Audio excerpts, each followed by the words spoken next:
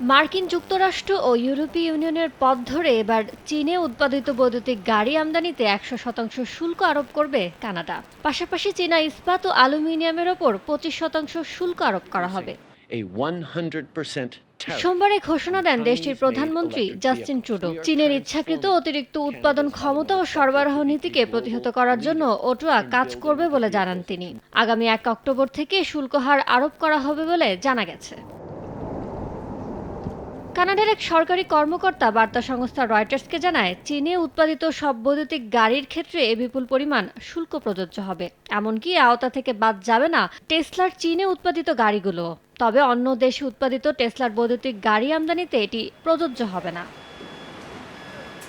মার্কিন যুক্তরাষ্ট্রের পর চীন হচ্ছে কানাডার দ্বিতীয় বৃহত্তম বাণিজ্যিক অংশীদার। তথ্য বলছে, কানাডার সবচেয়ে বড় বন্দর ভ্যাঙ্কুভারের মাধ্যমে চীন থেকে বছর ব্যবধানে ২০২৩ সালে গাড়ি আমদানি বেড়েছে ৪৬০%। ওই বছর চীন থেকে দেশটি ৪৪,৩৫৬টি গাড়ি আমদানি করে।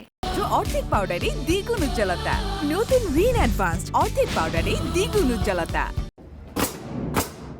কানাডার এই পদক্ষেপকে বিশ্ব বাণিজ্য সংস্থার নিয়ম উপেক্ষা করে সুরক্ষাবাদী ও রাজনৈতিকভাবে প্রভাবিত বলে অবহিত করেছে দেশটিতে অবস্থিত চীনা দূতাবাস।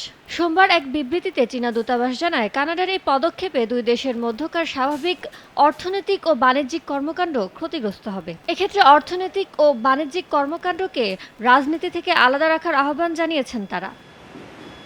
ইয়ানুর শিফাত, সময় সংবাদ।